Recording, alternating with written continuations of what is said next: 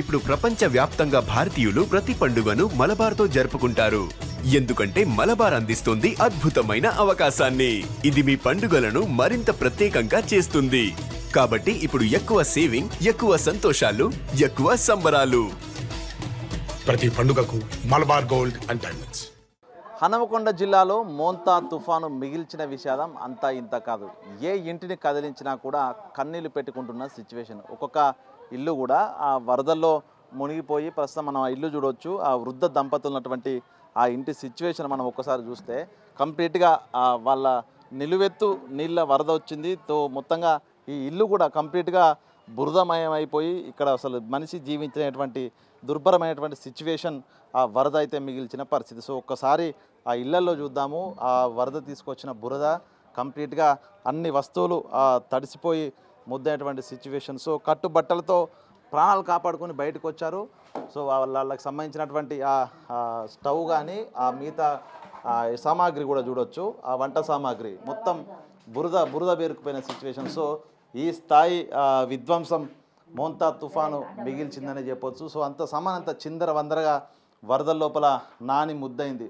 So వాళ్ళు చూడొచ్చు. ఒకసారి అసలు ఏం జరిగింది ఆ సమయం లోపల ఒకసారి వీళ్ళ మాటల్లోనే వినే ప్రయత్నం చేద్దాము. అసలు ఏంది అసలు వరదలు వచ్చినప్పుడు అనేకరమైన టీవీ బియ్యం వస్తారు, మొత్తం మంచాలు గించాలు ఏం అక్కర్లేకుండా అయిపోయింది. ఏం లేదు. ఇప్పుడు మేము అన్నమరావు బయట ఉండాలి. మేము ఎట్లా ఉండాలి, ఎన్ని రోజులు ఉండాలి.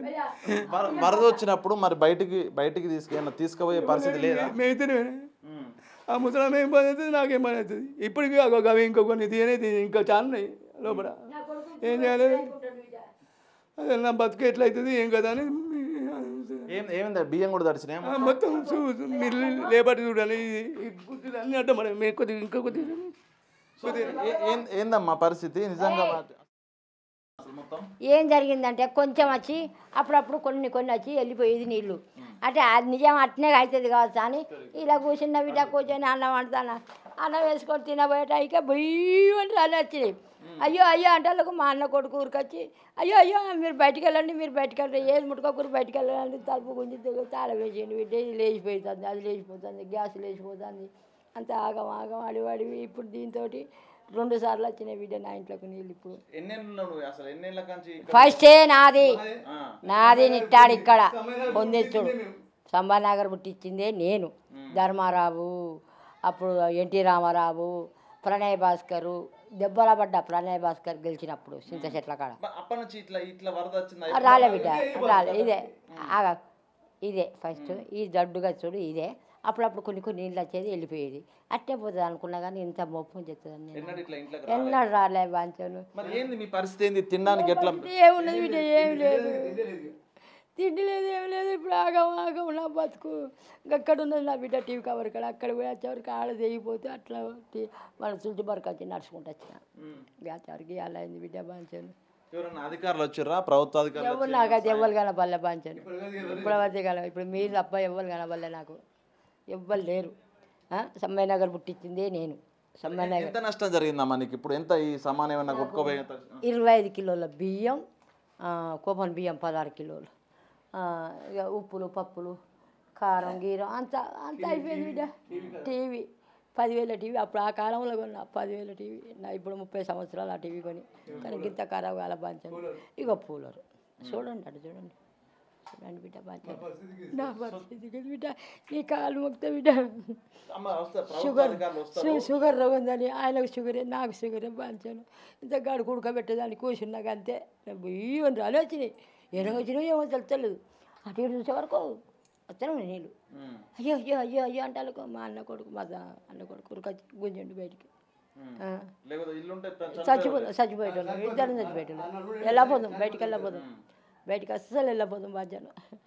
మమ్మల్ని అంతా పరిచయం చేసి ఇంత చేసిన బాధ్యత చూసాము. ఒకసారి కుటుంబం ఎంత కన్నీళ్లు పెట్టుకుంటుందో, పూర్తిగా ఇల్లంతా కూడా ఛిద్రమైన పరిస్థితి. సో వాళ్ళ నిత్యావసర సామాగ్రి, బియ్యము, ఉప్పులు పప్పులు, బ్రతకడానికి కావాల్సినటువంటి నిత్యావసర సరుకులన్నీ కూడా ఈ వరద ముంచెత్తింది. ఒక కట్టుబట్టలతో ప్రాణాలతో మిగిలాం తప్ప మాకు ఇప్పుడు బ్రతికి ఏదంటూ కూడా మొరపెట్టుకుంటున్న సిచ్యువేషన్. ఏ ఇంటిని కదిలించినా కూడా హనంకొండ నగరానికి చెందినటువంటి దాదాపు 15 కాలనీలో ఇదే సిచ్యువేషన్ కనిపిస్తూ ఉంది. సో ఆ వరద వచ్చిన సమయంలో ప్రాణాలు కాపాడుకోవాలి కాబట్టి అన్నీ వదిలేసి కట్టుబట్టలతో ప్రాణాలు రక్షించుకోవడానికి బయటికి వెళ్ళారు తప్ప అసలు సామాను సదురుకోవడానికో లేకపోతే నిత్య సరుకులు బయటికి తీసుకురావడానికో సమయం లేదు. మొత్తంగా కన్నీళ్ళ పర్యంతమవుతూ ఇప్పుడు వరద పూర్తయిన తర్వాత, వరద తేరుకున్న తర్వాత తమ ఇళ్లలోకి వచ్చి ఆ బురదను క్లీన్ చేసుకుంటూ తమ ఇంటి పరిస్థితి చూసుకుంటూ ఒక్కొక్కరు కన్నీటి పర్యంతం అవుతున్నటువంటి సిచ్యువేషన్. దాదాపుగా 8,000 మంది పైగా ప్రజలు ఈ మోంతా తుఫాన్ వల్ల వచ్చినటువంటి వరదల దాటికి ఇబ్బందులు పడి జలదిగ్బంధంలో చిక్కుకొని ఇప్పుడిప్పుడే తేరుకుంటున్నారు. సో వాళ్ళ ఇళ్లలోని వస్తువులు అన్నీ కూడా మొత్తంగా బురదమైపోయాయి. నిత్యావసర సరుకులు నీళ్ళలో నాని డ్యామేజ్ అయిపోయాయి. మిగిలిన వస్తువులను శుభ్రం చేసుకుంటూ ప్రస్తుతం కన్నీళ్ళు పర్యంతం అవుతూ తమ జీవితం గోచరమైందంటూ కూడా కన్నీళ్ళు పెట్టుకుంటున్న సిచ్యువేషన్. సో మొత్తానికి ప్రభుత్వ అధికారులు ఎవరు కూడా సహాయం అందించకపోవడం, ఇక ప్రభుత్వం సహకారం అందిస్తే తప్ప మాకు బ్రతికే లేనటువంటి ఒక ఆవేదన ముంపు బాధితులకి కనిపిస్తుంది. సో అధికారులు కాంపెన్సేషన్ ఇచ్చి వీళ్ళని ఆదుకుంటే తప్ప వాళ్ళు తినడానికి తిండిన పరిస్థితి లోపల ముంపు బాధితులు ఉన్న సిచ్యువేషన్ హన్మకొండ నగరంలో అయితే ప్రస్తుతం కనిపిస్తూ ఉంది. వీడియో జర్నలిస్ట్ నరసింహతో వేణు బిగ్ టీవీ హన్మకొండ.